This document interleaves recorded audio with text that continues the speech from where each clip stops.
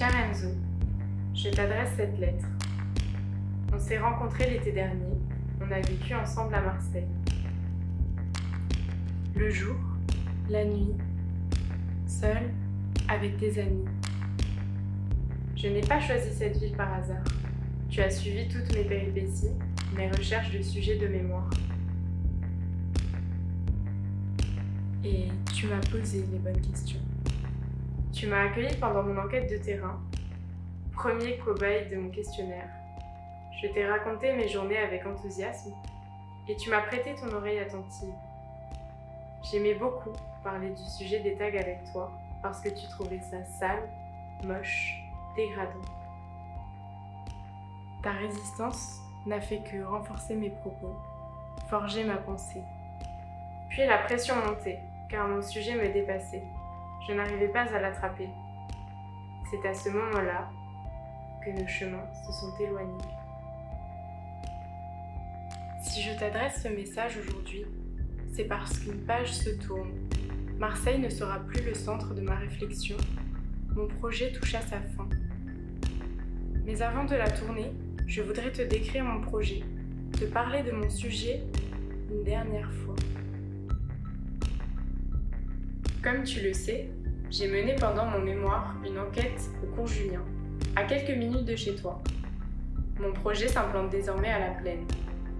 Cette même place où nous allions boire des verres au Petit Nice, celle qui héberge ce fameux vendeur de kebab qui met des carottes dans sa viande. Passons. Tu te souviens sûrement qu'elle est en travaux, car nous sommes passés devant de nombreuses fois. Les habitants sont mécontents de cette réhabilitation. Ton ami Bartho aussi. Il n'a pas caché sa colère en parlant avec moi à ce propos. J'aimerais apporter un peu de sérénité dans ce lieu si particulier. Comment ? Grâce à l'écriture. Tu pensais peut-être que je l'avais oubliée, cette écriture, alors qu'elle quitte enfin le mur et la bombe de peinture. J'ai imaginé des caractères mobiliers anamorphiques. Ce ne sont peut-être pas des termes évidents pour toi, laisse-moi te les expliquer. Les caractères sont des lettres et forment ici la plaine.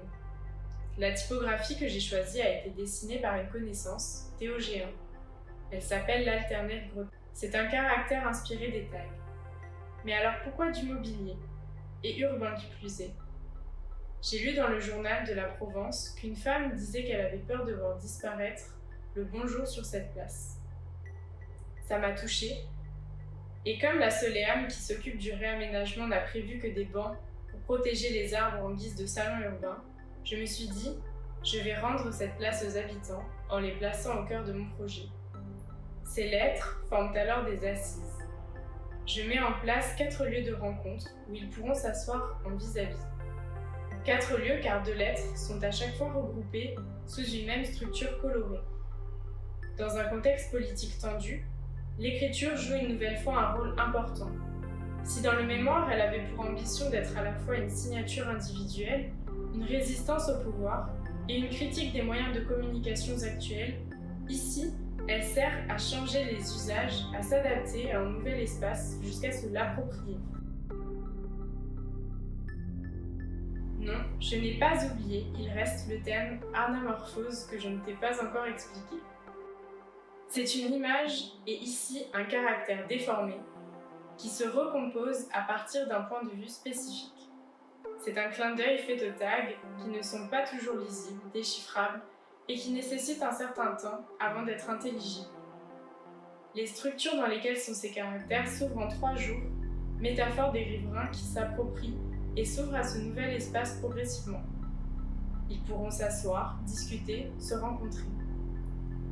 Je ne t'inclus pas dans mon discours car j'imagine que tu seras en train d'étudier pour ton doctorat à ce moment-là.